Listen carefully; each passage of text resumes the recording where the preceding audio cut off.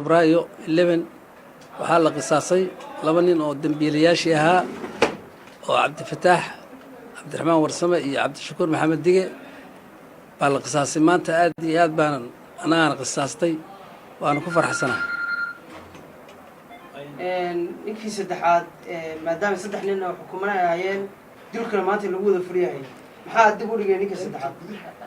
ninkii saddexaad waxaa dib u dhigay 10 cishaa dib loo dhigay waana dambiilo ahaa codsi baa jiray xagga maaragtay dadka ah iyo annaka ah waana la hubinayaa 10 cisho in dib loo dhigo go-aankaas maadaama saxiix madaxweynaha uu dhacay iyagoo ka yimi ma adiga go-aanka codsiga dhiibay mise cid kale ayaa gudbisay madaxweynaha gudbisay codsiga waxaa wada dhiibay aniga iyo dad oo iyaga ka tirsan baa wada dhiibnay in la hubiyo ninkaas waa annaga xaggeena dambiilo ahaa 10 cishaana la baaraya warbaahintu meesha may joogin lagu qisaasay maxkamada Allah naxariisteen maxaa cadeynaya baraha bulshada hadallo kala duwan baa ku jira in nimankii la dilay aysan ahayn iyagii kiiska Caysha magaceeda Allah naxariisteen bal maxaa cadeynaya in arrintaasi nimankii ay adiga Ilyas ahaan in nimankii goobta la geeyay dilka lagu fiiyay ay yihiin nimankii Caysha Allah naxariisteen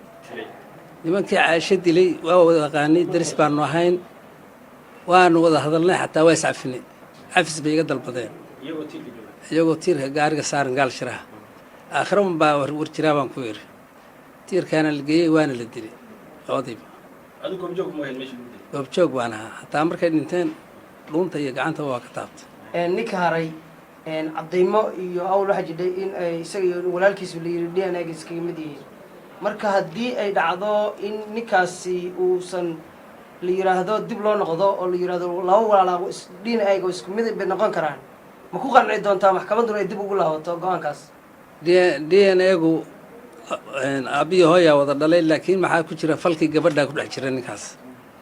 oo kufsiga ku dhex jira laftigiisa lacaankiisii baa ku jira shaawadiisii baa ku jirta dhiiggiisii baa ku jira hadduu la falgalay waa la heli doonaa qisaasta ma adiga fuliyay ehelkaaga qoyskaaga mise dawladda ayaa u bandhigtay nimankaas dawladda ayaa qisaasta annagaa fushanay dawladdu waxay tiri fushadaa la yiri sharciga islaam weeyaane annagaa fushanay watay ugu dambeyn barnaamijkan iyo qaabka uu dhacay dhinaca dawladda iyo aragtida dareenkaaga ku aadan ugu dambeyn dareenkaygu aad iyo aad buu fiican yahay Soomaali weynna waa u mahadinayaa dadkii dambigaas galay Caasha Ilyas aadan ka galay waa la toogtay laba ninna waa dambeeyaa 10 cisho ayuu xirnaanaya haddii ay noqoto in ninkaasi ay laga wada hadlo oo maxkamaddu ay go'aankeeda gaadho adiga Ilyas ahaan qorshuhu ma kugu jiraa ninkaas inaad cafisid haddii kiiskaas lagu helo oo aad magdhow ka qaadatid ama aad qisaasatid baaris baa lagu jiraa kaas baaristaas haddii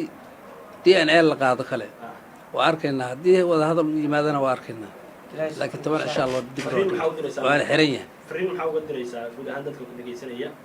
oo telefishinada ku daawanaya adigoo si faahfaahsan uga hadlaya arrintan waxay ahayd arrin muxuu ahaye ummadda oo dhan ay sugaysay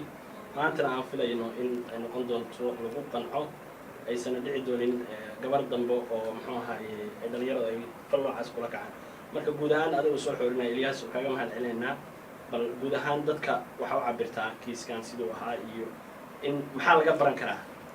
kiiskan waxaa laga baranayaa 10 xoog leh gabdhaha Soomaaliyeedna waa badbaadahayaan una dhacay kiiskan waana la badbaadayaa ummadda Soomaaliyeedna waa u sheegaya gidwood maxkamadda